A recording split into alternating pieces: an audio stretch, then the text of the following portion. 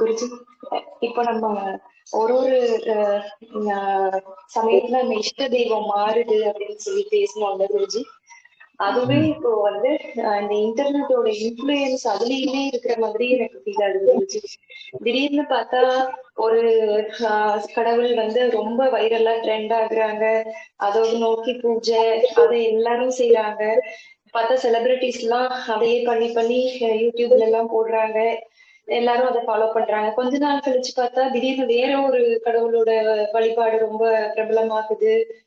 அப்படி ரீசெண்டா பார்த்தா கொஞ்சம் வருஷத்துக்கு முன்னாடி, ஒரு 2 வருஷத்துக்கு முன்னாடி, அதுக்கு முன்னாடி எனக்கு தெரியாது, வராகி அம்மன் பூஜையெல்லாம் வீட்டுல பண்ணி நான் பாடுறது இல்லை, எனக்கு தெரியாது.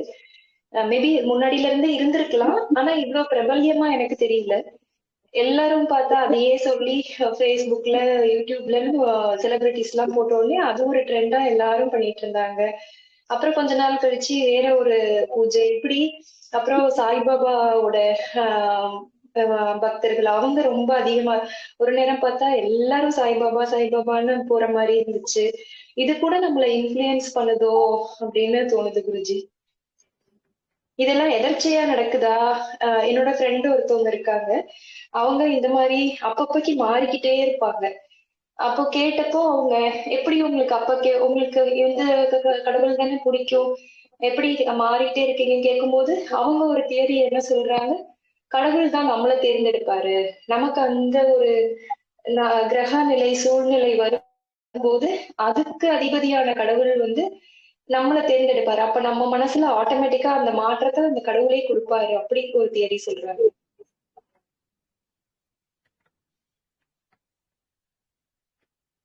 சுவாமி ஹரியோம்.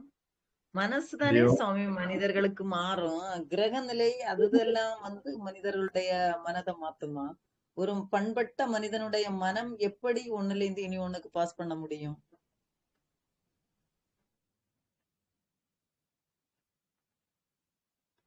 பொதுவா மாயை அப்படிங்கிறது முக்குணமயமானது, முக்குணங்களும் மாறக்கூடியது. அந்த முக்குணத்தினுடைய தாக்கத்துல இருக்கிற இன்ஃப்ளூயன்ஸ்ல இருக்கிற எல்லாருக்குமே அதனுடைய பாதிப்பு இருக்கும். அதனால நமக்கும் அதனுடைய பாதிப்பு இருக்கும். இனி இந்த முக்குணத்தினுடைய பாதிப்பு எப்படி யாருக்கு வரப்போகுதுங்கிறத கணிக்கிறதுக்கான ஒரு முறை நம்ம நாட்டுல அந்த ஜோசியம்னு சொல்றது. பல முறைகள் இருக்கு, அதுல ஒரு முறை ஜோசியம் அப்படிங்கிறது. ஜோசியத்துல நமக்கு நம்ம சந்தோஷமா இருப்போமா, துக்கமா இருப்போமா, ஆக்டிவா இருப்போமா, சோம்பேறியா இருப்போமா, இந்த மாதிரி விஷயங்கள் எல்லாம் கணிக்க முடியும். அதனால ஜீவாத்மா அப்படிங்கிறது மாறக்கூடியதுதான், மாறத்தான் செய்யும். யாரு நான் ஜீவாத்மா இல்லை அப்படின்னு உணர்ந்துக்கிறாங்களோ, ஸ்தித பிரஜனுக்கு மட்டும், பகவத்கீதை பாஷையில சொல்றதா இருந்தா, ஸ்தித பிரஜனுக்கு மட்டும்தான் அந்த இன்ஃப்ளூயன்ஸ் இருக்காது. அவன் மட்டும் அந்த இன்ஃப்ளூயன்ஸ் விட்டு வெளியே வருவான், மாயினுடைய இன்ஃப்ளூயன்ஸ் விட்டு வெளியே வருவான். ஞானி மட்டும்தான் மாயினுடைய இன்ஃப்ளூயன்ஸ் விட்டு வெளியே வருவான். மற்றவங்களுக்கு எல்லாம் அந்த இன்ஃப்ளூயன்ஸ் இருக்கத்தான் செய்யும். அவங்க இன்ஃப்ளூயன்ஸ் பழைய கிரகங்களால இது மட்டும்தான் வரணும்னு இல்லை, இன்ஃப்ளூயன்சர் மூலமாகவும் வரலாம். இந்த நவீன காலத்துல இன்ஸ்டாகிராம்,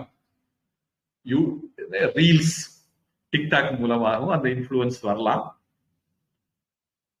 அப்படி இன்ஃப்ளூயன்ஸ் ஆகி மாறிட்டே இருக்கிறதுக்கு கடவுள் தான் இப்படி என்ன மாத்தினாருன்னு சால்ஜாப்பு சொல்லலாம். அந்த சால்ஜாப்பு சொல்றவங்க